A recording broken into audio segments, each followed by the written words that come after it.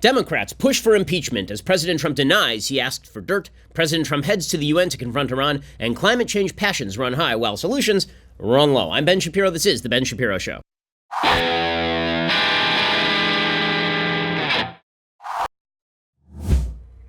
Much news to get to today. A lot of it coming from the United Nations, which is indeed a horrible place. It is the Mos Eisley of international politics, a hive of scum and villainy. And the fact is that I'm not in favor of eminent domain. The UN is a government building. But if President Trump were to declare, for any reason, including corrupt reasons, that the United Nations building ought to be pursued by the Trump Corporation under eminent domain, torn down and replaced with the Trump Tower, I'd be in favor of it. I mean, frankly, if they want to turn it into a nuclear waste depository, I'm in favor of it. You will see why today as we discuss all of the myriad wonderful activities happening at the UN. We'll get to that in just a little bit. But first, President Trump continues to dig a hole, and the hole continues to be dug. And the first rule of holes, of course, is to stop digging. Well, yesterday, President Trump sort of went back and forth on these Ukraine allegations. So, just to review, to bring you up to date when last we left our riveting story on this episode of Downton Abbey, the President of the United States had a call with Ukraine. The call with Ukraine involved the president asking the government of Ukraine to look into investigating and prosecuting Hunter Biden and or Joe Biden for a relationship that Hunter Biden had in 2016 with a company called Burisma, which is an oil and gas company in Ukraine. And let's be frank about this. The only reason Hunter Biden had this slot at Burisma is because his daddy is Joe Biden, because Hunter Biden has never actually earned a job. And just a few months earlier, he had been kicked out of the Navy for drug use. I mean, there had been serious problems with Hunter Biden, and yet he was getting these very rich jobs. Okay, so he gets this job over at Burisma, and the prosecutor, there's a prosecutor named Shokin over in Ukraine, he starts looking into this. Well, it turns out this guy Shokin also had a significant record of corruption. So Joe Biden, who's vice president at the time, is openly calling on the government of Ukraine to fire this prosecutor. Now, the question is, was he calling on Ukraine to fire the prosecutor because the prosecutor was looking into the corporation where his son was? Or was Biden doing that because, in general, that prosecutor was corrupt? Now, Biden maintains the latter. And he was openly bragging about pressuring Ukraine by threatening to withhold American aid to Ukraine, $1 billion in U.S. loan guarantees, in fact. So that is what set President Trump off. President Trump always wants everybody investigated, as we mentioned yesterday on the program. This is his thing. Right? Every other tweet from President Trump is about how someone should investigate Netflix for the Obama deal. Someone should investigate Saturday Night Live for the FCC. Somebody should investigate my underwear. President Trump constantly wants investigations of people. And so him getting on the line with someone being like, can you investigate something? That's not necessarily a violation of law. It's just the president being the president, which is not good. You don't want the president of the United States talking to foreign leaders and asking them to investigate American citizens as a general rule. But it's also a manner of degree rather than a difference in kind with past activities by prominent politicians. As we've mentioned over the past week, in 2016, Hillary Clinton explicitly worked with the Ukrainian government. The DNC explicitly worked with the Ukrainian government at the Ukrainian embassy to try and dig up dirt on Paul Manafort, who was then Donald Trump's campaign manager, because Manafort was allegedly working with the Russians and with the former Ukrainian regime of Viktor Yanukovych. Right, so that was Hillary Clinton engaging in that sort of politics. Barack Obama, in the lead up to 2012, was caught on a hot mic telling Dmitry Medvedev, who was a front man for Vladimir Putin, that he was going to offer Putin and Russia flexibility in exchange for Russia sort of backing off before the election. So Trump saying to Ukraine, it'd be great if you could investigate Biden. It's a difference in degree, not a difference in kind. Now, what would make it a difference in kind is if this was connected to taxpayer dollars, meaning that if Donald Trump had said to Ukraine, I'm withholding your military aid unless you investigate Joe Biden and Hunter Biden, that would be an impeachable offense. That would be a crime. It would be bribery. Okay, it would look a lot like what Trump is accusing Biden of, because Trump is accusing Biden of essentially trying to bribe the government of Ukraine to get rid of a prosecutor looking into his son. Now, in that particular case, Biden has claimed, and the evidence seems to be on his side, that Shokin, the prosecutor, was deeply corrupt, that he was ousted for corruption, and that the fact that this prosecutor was looking into Biden's son was sort of just coincidental. And that may make you suspicious, but the fact is that when you have a lot of interlocking parts and when you have a son who's working internationally in politics and using your name to get around, there are going to be some conflicts of interest, or at least apparent conflicts of interest. So Biden's claim looks a lot like Trump's claim today. So Trump is saying, listen, now I had withheld Ukrainian aid, but the reason I was holding the Ukrainian aid is because I was in general concerned about corruption in Ukraine. And then finally, those fears were quelled. And then I gave the aid. But it didn't have to do specifically with them investigating Joe Biden and Hunter Biden. Now, the case in favor of that is that Ukraine did not investigate Joe Biden and Hunter Biden, and Trump unlocked the aid. And he unlocked the aid before any of this story broke. So if it was an explicit quid pro quo, or even an implicit quid pro quo, you would expect that Trump would not have released the aid. So that is going to be his defense here. But the fact that the aid was being discussed at the same time that Trump was pressing the Ukrainian president to investigate his chief political opponent domestically, that is leading to a lot of, I think, well-founded suspicions. Just as the right is suspicious that Joe Biden was using his leverage in order to knock off a prosecutor in Ukraine in favor of his son, the left is suspicious for exactly the same reasons that Trump was threatening to withhold military aid from Ukraine in pursuit of Joe Biden and Hunter Biden. So it's almost exactly parallel, like really almost exactly parallel. So the AP reported yesterday, President Donald Trump ordered his staff to freeze nearly $400 million in aid to Ukraine a few days before a phone call in which he pressured the Eastern European nation's leader to investigate the family of political rival Joe Biden, a revelation that comes as more Democrats move toward impeachment proceedings. Now, people are going to look at the timing here, and they're going to say the timing is really suspicious. And the timing is suspicious. I'm not going to sugarcoat the facts. Of course it's suspicious if the president says, let's withhold aid to Ukraine, and then he gets on the line with Ukraine, and the first thing he says is, can you investigate my political opponent, guys? But the fact is that Ukraine probably was not top of mind for Trump, right? If you're his defense lawyer, what you're going to argue is Ukraine, like, you think Trump walks around thinking about Ukraine all day? And the fact is that probably somebody came to him and said, should we give aid to Ukraine? And he was like, nah, I'm not. Let's wait to see if they're corrupt. And then on the phone call, he just does what Trump does, right? He just freewheels and he talks about Biden and all this stuff. And then, without getting any commitment from the Ukrainians to go after Biden or Hunter Biden, then he releases the aid. So if there's a quid pro quo, then where's the quo? Right? If the idea is that he is giving them aid in exchange for X, where is the X? Because the X never materialized. We'll get to more of this in just 1 second. First, let's talk about why you need a great suit. So you think you're going to go down to the local department store and just pick something off the rack, you're going to look good, walk out, feel good about yourself. There's only one problem. You get something off the rack, it ain't going to fit you right. What you really need is a custom tailored suit made just for you. And this is where Indochino comes in. They really are fantastic. I've gone down to one of their shops in Santa Monica, and it really is terrific. I mean, they personalize every aspect. They've got a tailor who's working personally with you to handcraft the suit, basically. They allow you to pick all of your customizations. You can pick what your lapels look like. You can get a monogram. You can pick the buttons. You can pick the material, exterior and interior. It really is fantastic. Indochino is the world's largest made-to-measure menswear brand. They make suits, shirts, coats, and more, and everything is made to your exact measurements for a fantastic fit. You get to personalize all the details, including lapel lining, putting on your own monogram. Indochino has hundreds of suit options for all occasions, including work, formal events, even your own wedding. The best part, they're affordable. Almost all their custom clothing is under $400. The process is simple, as I say. You can either do it online or go down to one of their shops. You can take your own measurements at home, do it online, and they will send the customized suit directly back to you. Start your style upgrade now with $30 off your total purchase of $399 or more at Indochino.com when you enter Shapiro at checkout. Spectacular deal. Plus shipping is free. That is Indochino.com. Promo code Shapiro for $30 off your total purchase of $399 or more. An incredible deal for made-to-measure clothing. You really don't have an excuse to wear clothing that doesn't fit. Go check them out. Indochino.com and enter Shapiro at checkout for the special deal. Okay, so the AP reports that Trump, in remarks to reporters at the UN on Tuesday, confirmed that he held up the aid, but he said he did so to fight corruption and urge European nations to share in helping out Ukraine. He said, as far as withholding funds, those funds were paid. They're fully paid.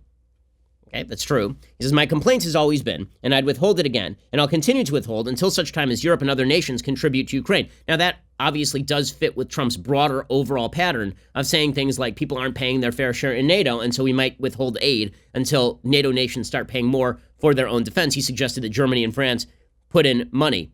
And then he used the moment to again suggest the Biden family inappropriately benefited from their ties to Ukraine. So President Trump, he went off on the press over all of this. He was over at the United Nations, and he took the time to rip into not Fredo, Chris Cuomo on CNN for his coverage.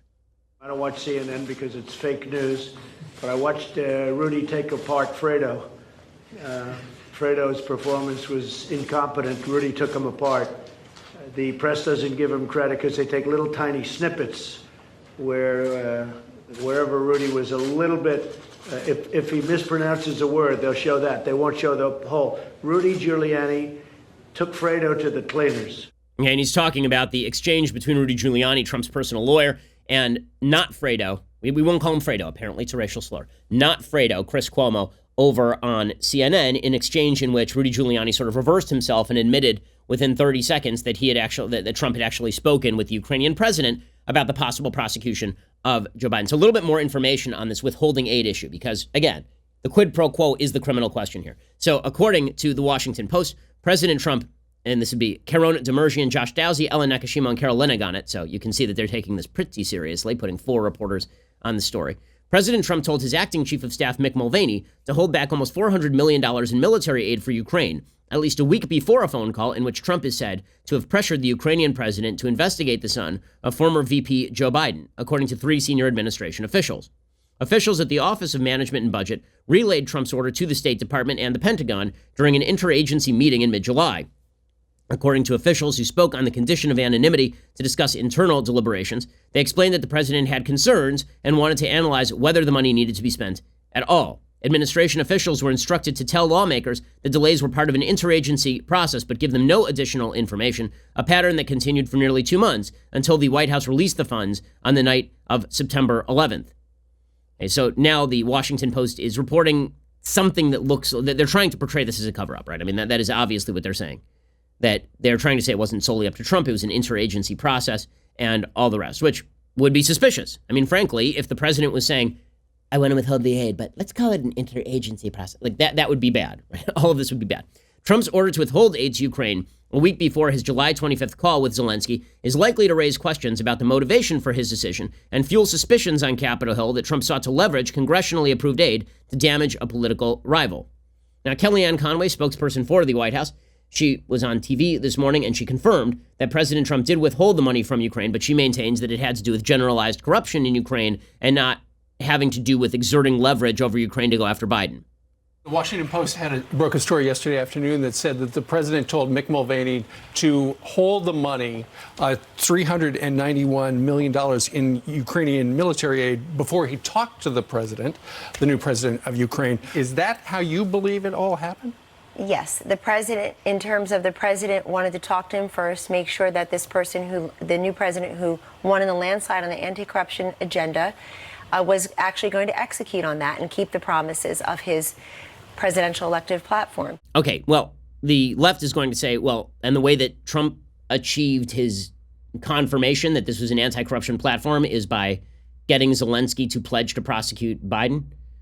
But Zelensky didn't do that. So here's the problem with that particular narrative, at least so far as we know, given the information. The Ukrainian president has completely denied that he gave Trump the okay.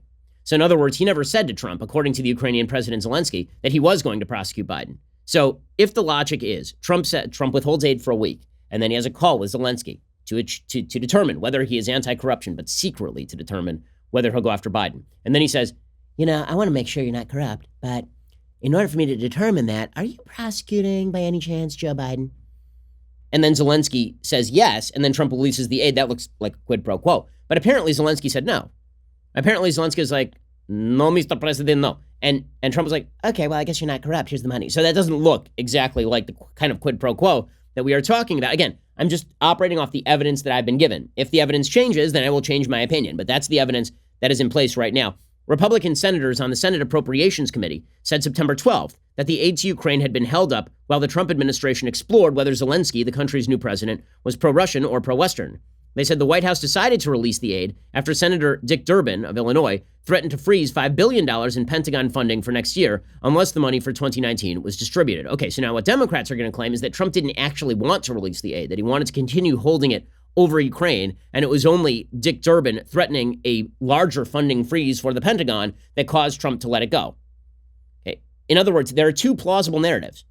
Okay, and we don't know the answer to this yet, which is why I'm sure there will be a congressional investigation, and frankly, there should be.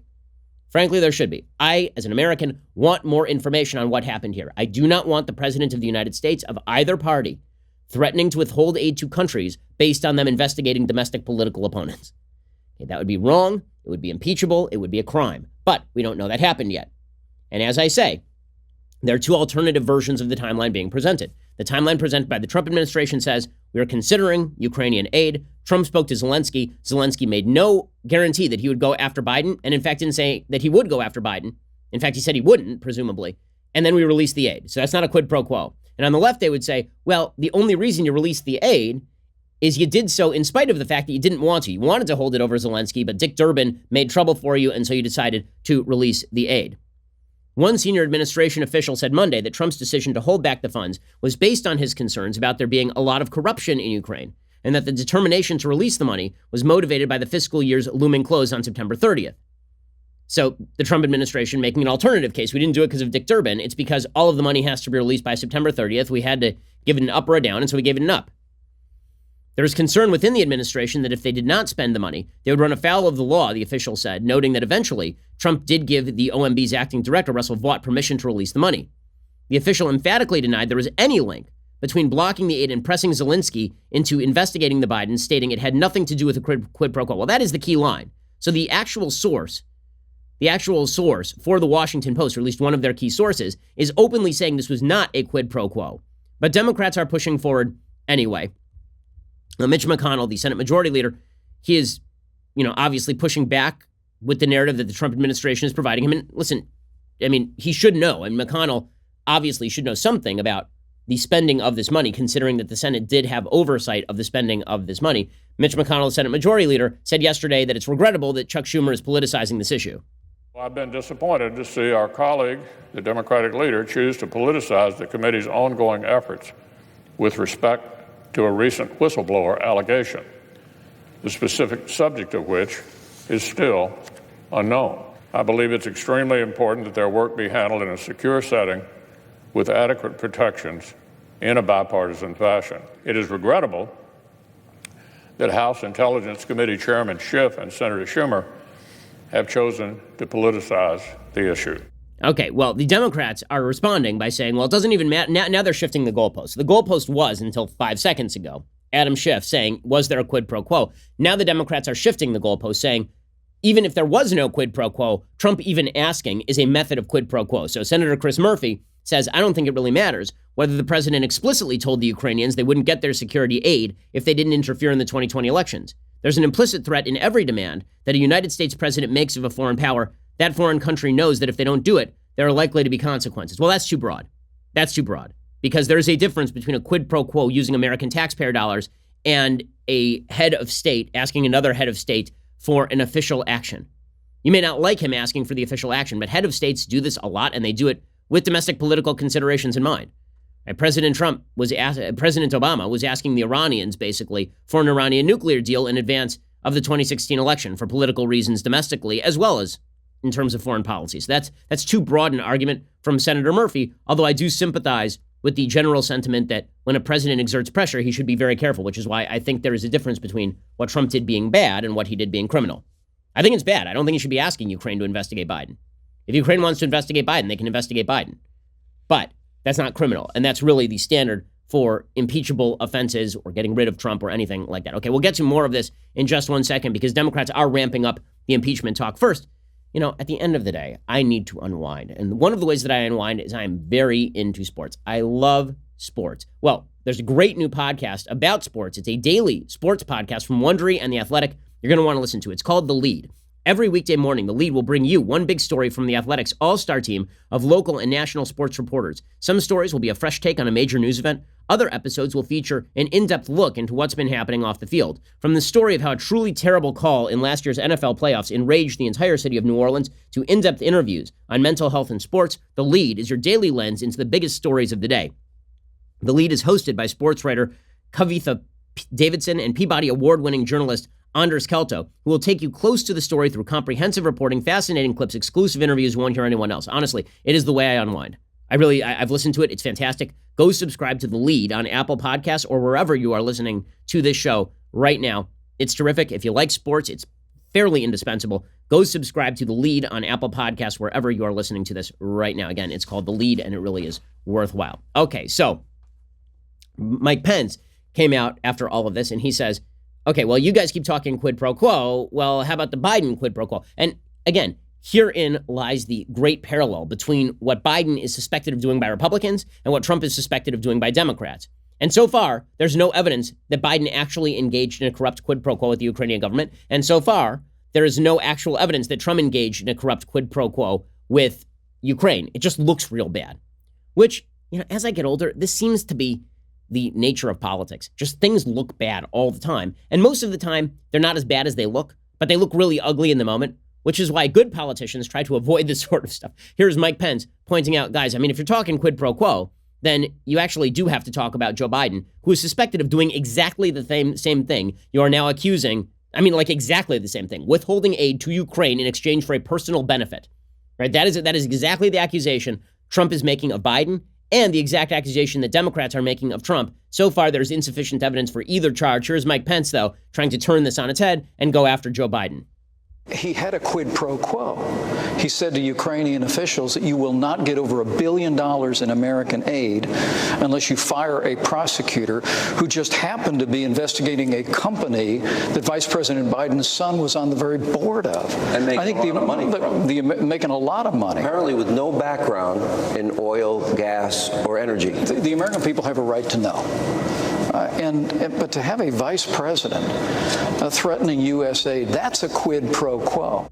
Okay, so again, that's the allegation that Republicans are making of Biden, and the evidence is thus far insufficient. And it is the accusation that Democrats are making of Trump, and thus far the evidence is insufficient. Now, Chris Murphy, who is indeed a motivated actor, is claiming that the Ukrainians came away with the impression that there was a requested quid pro quo. So Murphy, who spoke with Zelensky, this according to the Washington Post, during an early September visit to Ukraine, said on Monday that the Ukrainian president directly expressed concerns at their meeting that the aid that was being cut off to Ukraine by the president was a consequence of his unwillingness to launch an investigation into the Bidens.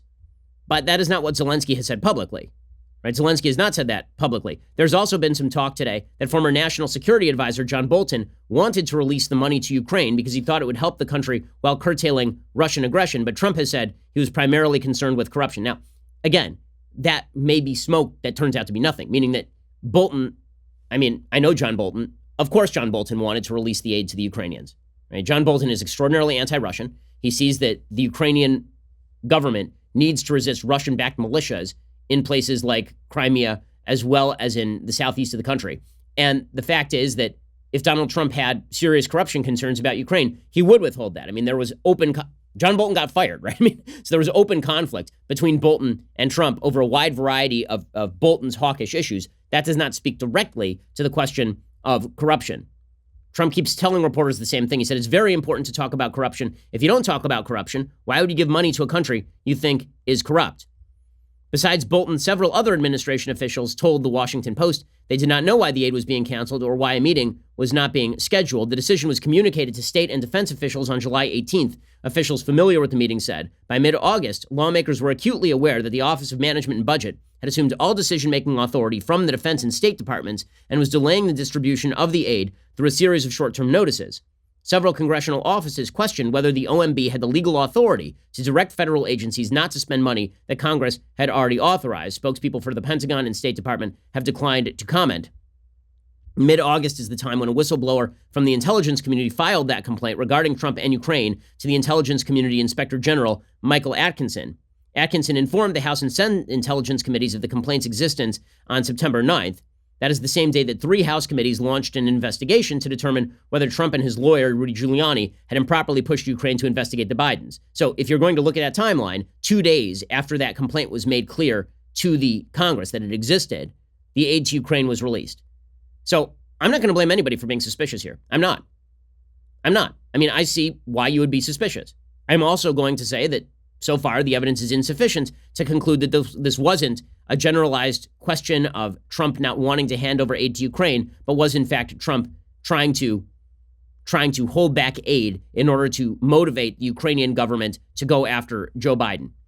Okay, in just a second, we're going to get to the effect of all of this because Democrats may end up split on all of this given the impeachment momentum and the direction in which that is moving. First, let us talk about how expensive your phone bill is. Okay, when you go and you get a phone bill, and when you buy a new phone and you get a new phone plan, you sometimes look at your phone bill like, oh my God, how much money am I spending? There's no reason to be spending that much money because you got unlimited text, you got unlimited talk, you got unlimited data. How much of that data are you actually using? This is where Mint Mobile comes in. They can cut your bill down to $15 a month for the same premium coverage. I know you're thinking, this is too good to be true. And usually when someone says that, it's because it is. But these guys do, in fact, know what they are doing. Mint Mobile service is first rate. And frankly, they're using a lot of the same systems that all of the other major phone companies use. Your coverage is going to look like a major phone company at a fraction of the price. Your old wireless bill pays for expensive retail stores and overhead, which is why Mint Mobile reimagined how you buy wireless, and they made it all online, and they passed the savings directly to you. Mint Mobile makes it easy to cut your wireless bill down to just $15 a month. Every plan does come with unlimited nationwide talk and text, plus incredibly fast 4G LTE. Their coverage, as I say, is the equivalent of any of the major companies. You can use your own phone along with any Mint Mobile plan and keep your same phone number along with all your existing contacts. If you're not 100% satisfied, Mint Mobile has you covered with their 7-day money-back guarantee. It's supremely affordable because you're overpaying. You're paying for the brick and mortar stuff. You're paying also for the unlimited data that you're not using. The plan, to get your new wireless plan for just $15 a month and get the plan shipped to your door for free, go to mintmobile.com/Ben. That is mintmobile.com/Ben, mintmobile.com/Ben. Cut your wireless bill to $15 a month at mintmobile.com/Ben. Go check them out right now. Okay, so the momentum for impeachment among the Democrats is growing, and some of the I would say edge Republicans are wavering. Mitt Romney of Utah, who of course has never been a friend to President Trump, right? He suggested that Trump should make available the whistleblower complaint that has been deemed to be credible and urgent. I think it'd be very helpful to get to the bottom of the facts. If they don't, it will be up to the House to decide how to proceed. And frankly, I don't disagree with Mitt Romney. I think more information is good. I am a public citizen of the United States. I would like more information on this phone call. And Trump has agreed to release the transcripts. Now, as I say, I think it's weird that the Democrats are now asking for the whistleblower complaint as opposed to the underlying phone call transcript that they are presumably worried about. Right? I mean, it's weird. They don't want the primary material. They want the secondary material. You know, when you do a historical research project, there are primary materials. That'd be like the actual historical document. And then there are secondary materials, which are a summary of the historical document. Why wouldn't you want to see the actual historical document, namely the transcript of the phone call between Trump and Zelensky, as opposed to seeing the whistleblower complaint, which is apparently secondhand because the whistleblower didn't even have firsthand knowledge of the call between Trump and Zelensky. Nonetheless, Democrats are openly talking impeachment now. According to Breitbart, Speaker of the House Nancy Pelosi will convene the Democratic caucus at 4 p.m. Eastern Daylight Time on Tuesday to discuss whether to impeach President Donald Trump.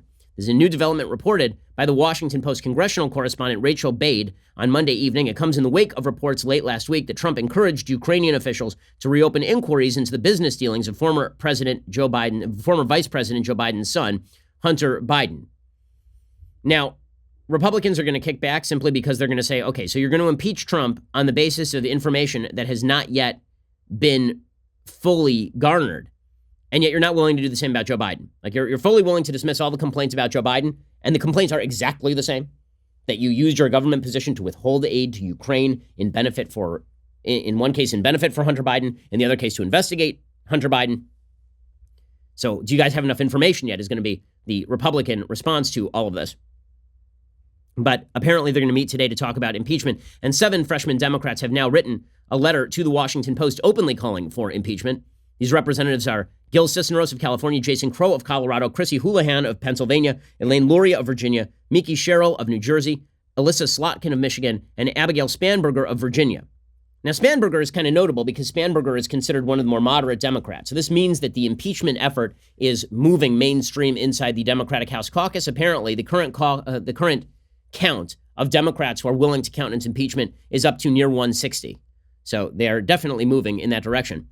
According to the Washington Post, in this letter, they say, our lives have been defined by national service. We are not career politicians. We are veterans of the military and of the nation's defense and intelligence agencies, which is why these 7 Democrats are being now put out front. It said, our service is rooted in the defense of our country on the front lines of national security. We have devoted our lives to the service and security of our country, and throughout our careers, we have sworn oaths to defend the Constitution of the United States many times over. Now, we join as a unified group to uphold that oath as we enter uncharted waters and face unprecedented allegations against President Trump. The President of the United States may have used his position to pressure a foreign country into investigating a political opponent, and he sought to use U.S. taxpayer dollars as leverage to do it. Well, that sentence doesn't read. I mean, really, because it says he may have used his position and he sought to use taxpayer dollars. Well, so which is it?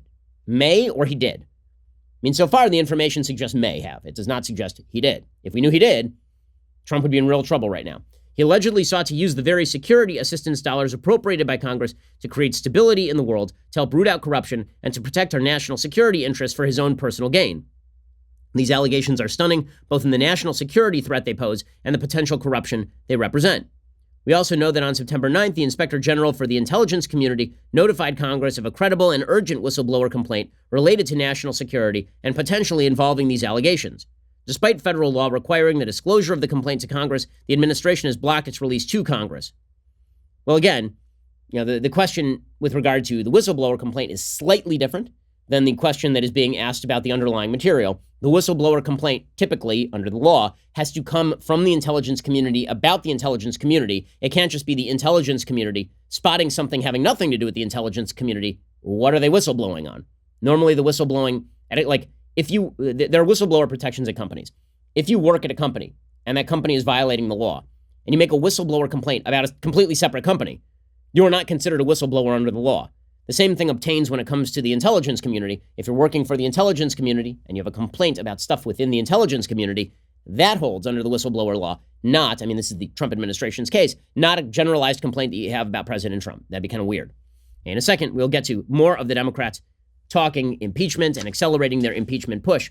First, let's talk about the importance of a great smile. Now, some of us appear on TV.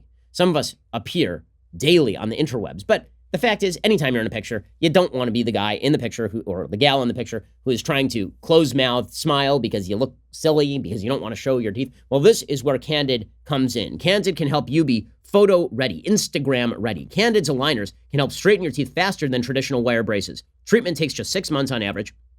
An experienced orthodontist who's licensed in your state creates a custom treatment plan. Then they show you a 3D preview so you can see how your teeth will look after you're done. Candid's aligners are comfortable, removable, completely invisible. Candid ships your aligners directly to you, so there's no hassle of going to an orthodontist's office, and Candid costs 65% less than braces. With each aligner purchased, Candid donates $25 to Smile Train, who brings safe 100% free cleft lip and palate treatment to children around the globe, which is super important, by the way. That is a fantastic, fantastic charitable offer as well. So you can feel good about making your smile better while you're helping other people's smiles too. I've already used some of the Candid products. I've taken the molds in my house, and they make it really simple, really easy. They've got videos that walk you through the whole thing. It's super simple. I'm really looking forward to, frankly, realigning some of my teeth because I haven't worn retainers in 20 years, just like every other adult. I'm going to have a photo-ready smile by the holidays, and you can too. Go to candidco.com/Shapiro and use code Shapiro to get $75 off. That is candidco.com/Shapiro, code Shapiro for $75 off, candidco.com/Shapiro, and use that promo code Shapiro to get $75 off. Okay, so we're going to get to more of impeachment talk. Plus, we have to get to the president talking with Iran and the 2020 race and the Democrats growing ever more radical. Bernie now trying to outflank Elizabeth Warren on his wealth tax. It's pretty wild stuff. And maybe scandal for Elizabeth Warren. We'll get into that in just a moment. First, go over to dailywire.com and subscribe. You've heard the pitch before. When you get the $99 annual, you also get this, the very greatest in beverage vessels. We have all sorts of goodies for you behind the paywall. Just go and check us out over at dailywire.com/subscribe, because when you do, you can see all the great things you get with a subscription. They are great. Not going to pitch it harder than that today because, come on, we have more news to get to. But we are the largest, fastest growing conservative podcast and radio show in the nation.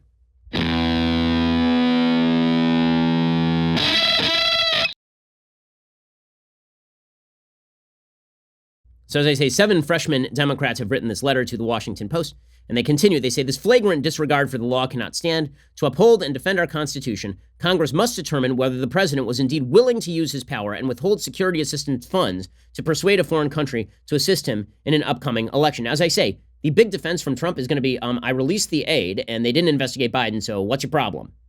So this may come down once again, frankly, to the question of attempt. If you looked at the second half of the Mueller report, there was a lot of attempt. There's a lot of President Trump mouthing off to people in his administration going, why don't you go fire Robert Mueller? And people going, no, Mr. President, we're not doing that. And him going, okay. Is this sort of the same thing? Trump threatening to withhold aid, and then the Ukrainians saying no, and then members of his administration and Congress going, you need to release the aid, and him going, okay. Is that a crime? Because if the quid pro quo is never pro quoed, is it a quid pro quo? Is willingness alone enough for impeachable offense?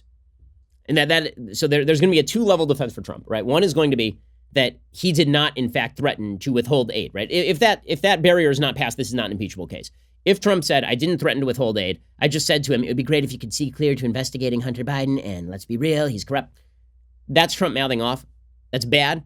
It's not good for a president of the United States to do that. I think it's immoral. I don't think it's right. I don't think it's impeachable.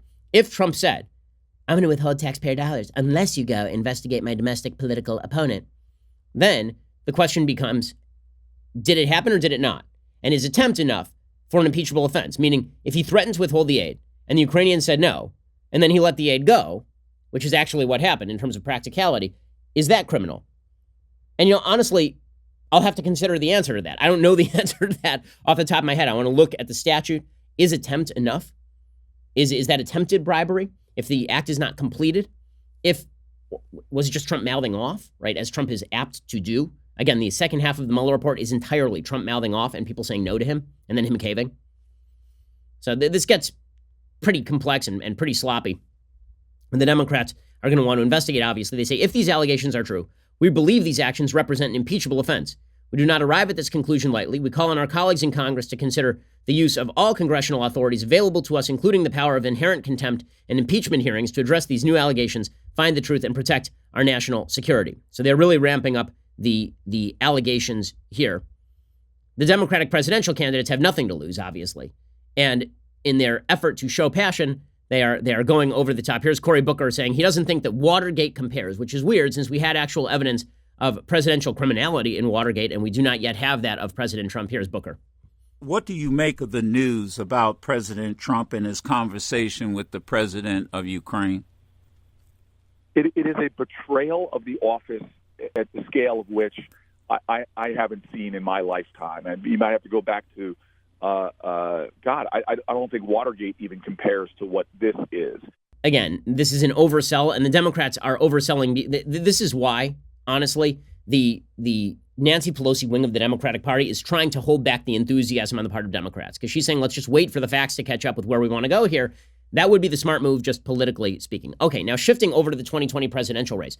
The obvious beneficiary of this continues to be Elizabeth Warren. Everybody is talking about Biden and Ukraine. Everybody's talking about Trump and Ukraine. And Elizabeth Warren is just sitting over to the side, soaking up the glorious media attention.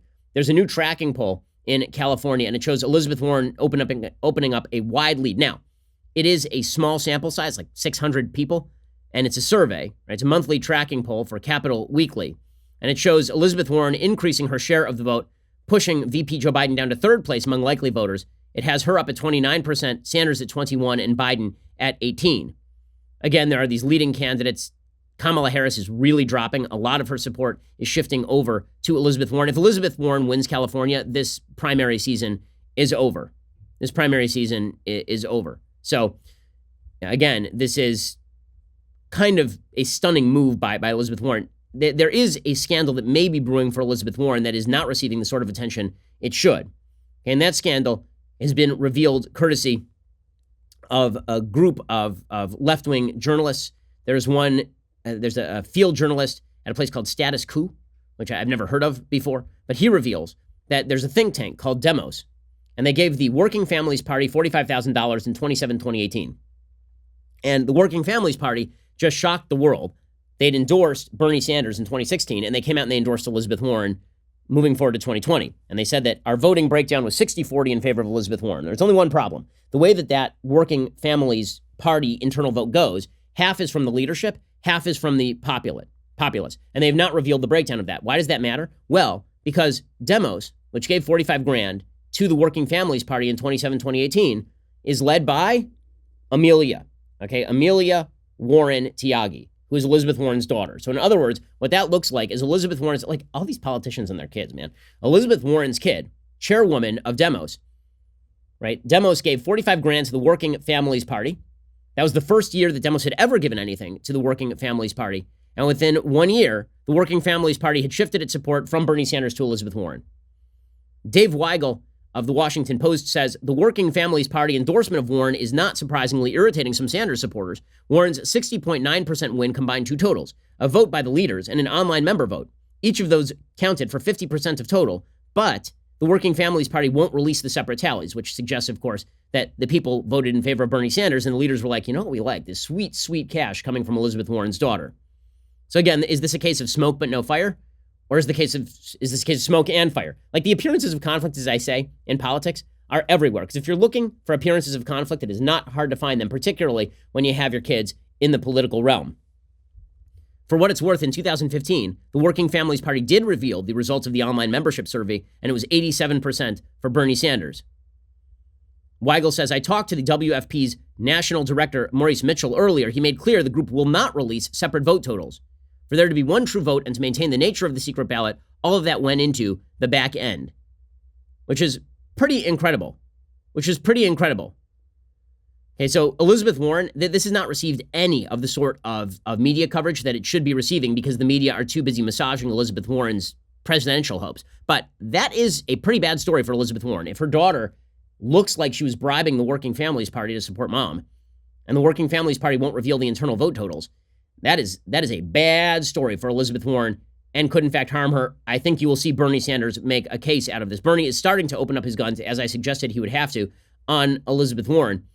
Earlier today, he proposed a super wealth tax, not just a wealthy tax, a super wealth tax, in which he would reduce the ability of billionaires to be billionaires. He literally tweeted out, billionaires should not exist. Perhaps we should put them on trains to very cold places, like Montana or something. And we will build, we won't call them gulags, but they will be kind of like gulags. And we will put them there. And then they won't be billionaires anymore. And we will liquidate the kulaks. And we will unite the workers of the world. Bernie Sanders really going for it. He tweeted out, there is no justice when 3 billionaires are able to own more wealth than the bottom half of the entire country. Well, no, there might be justice, depending on whether they also employ hundreds of thousands of Americans, made millions of lives better with their products, and engaged in voluntary exchange. So his new plan, Bernie Sanders, he's going to go for the super duper wealth tax. And you knew this was coming, right? Elizabeth Warren proposed her 2% wealth tax, which is unconstitutional and would not raise anywhere near the kind of money she's talking about, because you know what wealthy people are very good at? Tax avoidance. Very, very good at it. In fact, it's one of the reasons why you see Democrats say stuff, well, you remember back in the 1960s when the top tax bracket was 91%. Right, and the effective tax rate on rich people was pretty much the same, because rich people started taking their money and putting it in places that were not taxable. The tax revenue of the federal government versus the GDP of the United States has basically remained stable since the reduction of war spending after World War II. So that has not really changed. But Bernie Sanders is proposing a new wealth tax, a 1% tax on net worth over $32 million every year, 2% from $50 million to $250 million, 3% from $250 million to $500 million, 4% from $500 million to $1 billion, and 8% on wealth over $10 billion. He says this will raise $4.35 trillion per decade.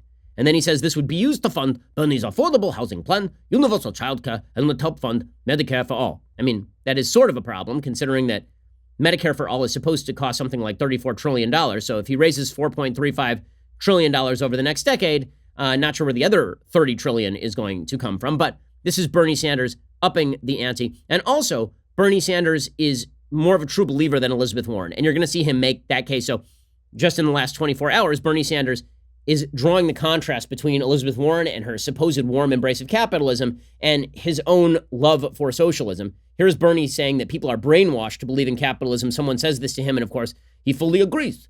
Even though I have a lake house and I love pudding, many types of pudding. Pudding is delicious. I think that the kind of brainwashing, or the idea, at least like I grew up with, is that our definition of success is like the American dream. In great capitalism, you're rewarded for getting everything and just keeping it to yourself and not worrying about everybody else. And that's sort of like a psychology that we've all been taught. I think Lizzie is exactly right. It's a profound point. Oh, it's super profound to believe that capitalism is good. People have been brainwashed to believe that capitalism is good by, the immense prosperity that capitalism has created. But if we get rid of capitalism, everything's like, I don't know how he claims that he is in favor of quote unquote democratic socialism, Norway, Finland, Sweden style, when he is ripping on capitalism, which provides the entire growth basis for the Nordic countries, as every politician in Norway and Sweden and Finland will tell you openly. But Bernie is trying to draw a contrast with Elizabeth Warren. Meanwhile, Joe Biden continues to sort of stumble around. And yesterday, he was asked by a reporter to make the case for his presidency, and he basically said, no, I'm not going to do it. I Iowa, the unemployment rate is 2.5%. People say they are employed in Iowa and their small businesses are growing. Iowa picked Trump by... They're employed before he got elected. The president won by 10 percentage points in Iowa. I'm not suggesting he didn't win by 10 percentage points. What I'm suggesting is he's not the reason for the unemployment rate being down. But why should people want to make a change, though? Well, that's up to them to decide. Why should they? It's for them to decide. Okay, well, make your case. I'm not going to. I'm not going to make my case. Well, you might want to at some point. And Biden's problem is that he's having the so-called Teddy Kennedy problem from 1980. Teddy Kennedy was famously asked in an interview in 1980 when he was running against Jimmy Carter whether, in fact, he had a reason for wanting to be president, and he had no answer. And Biden has that same feel about him. So you've got Elizabeth Warren on the far left and Joe Biden stumbling around somewhere in the middle/left. And then you've got Elizabeth Warren, who, again, continues to receive glowing media coverage. And the media are ignoring anything that smacks of corruption for her. Okay, meanwhile, there's a lot of hubbub over at the UN over climate change.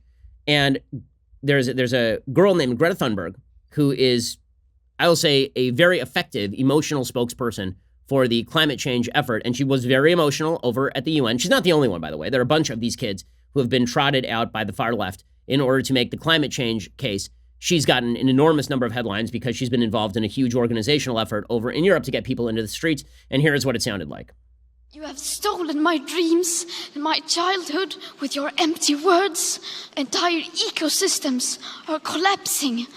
We are in the beginning of a mass extinction, and all you can talk about is money and fairy tales of eternal economic growth.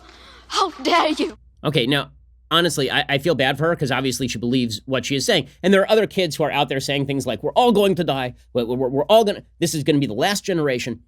Okay, I'm not going to blame these kids. These kids are enthusiastic. That's fine.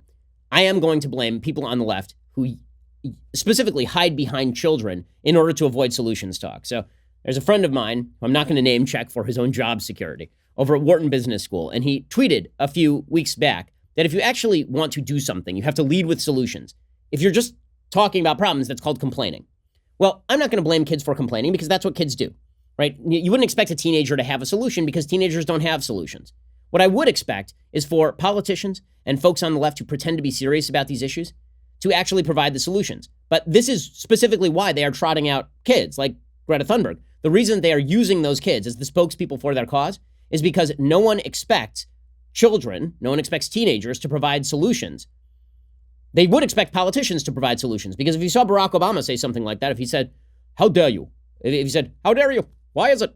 Why can't we just all get together?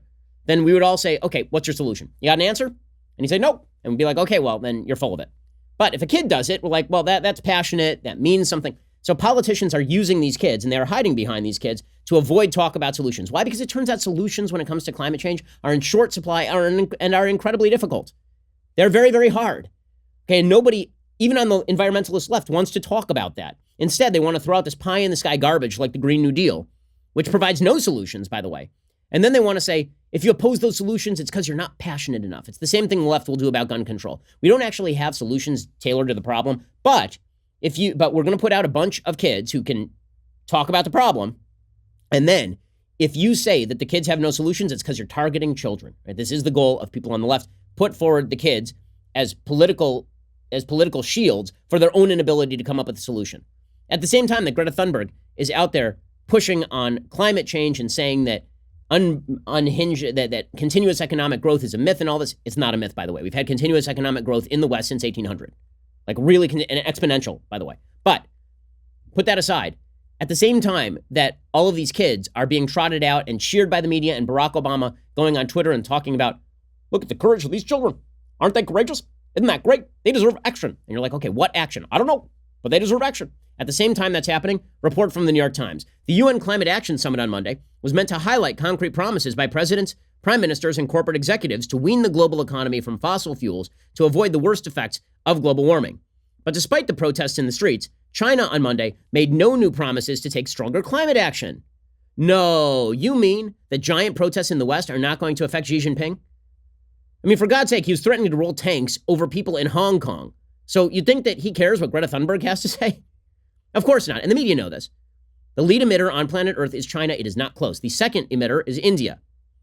Okay, those countries are not going to change their policies because a bunch of school children in the West are protesting in the streets without any actual solutions to the problems. Which is why I suggest that all of this is a disingenuous effort by people who do not have solutions to the problem in order to politically polarize. And that does break the system, because if the suggestion is that if only we had sufficient willingness, we could come to a solution, and then you provide no solutions, you're putting strain on a system that is not capable of carrying it. And then people lose faith in the system. It is an anti-democratic point of view to suggest that complaining is in and of itself a solution, and then you don't have to provide solutions, and no solution is put forth, and people get more passionate and more upset, and the system can't do it. You're putting strains on a system because you are too lazy and too stupid. And I'm not talking about any of these kids. I'm talking about the politicians who are using these kids and members of the media who are using these kids. You are too lazy or too disingenuous or too stupid to come up with solutions. And so instead, you try out a bunch of kids who are not expected to have solutions so that you can have them complain about the problem. And then if anybody points out that nobody's providing a solution, like, well, those are kids. Why would you expect them to have solutions? I don't. I expect you to have solutions, and I expect you to stop with the political manipulation in which you are engaged, because it is gross and very, very bad for the system. Okay, time for a quick thing that I like and then a thing that I hate. So things that I like today. So there is an older series that is really quite excellent called The Killing. This is on AMC. It's now actually available on Netflix. I think originally it aired on AMC. And the series is kind of a slow burn. It's kind of slow moving.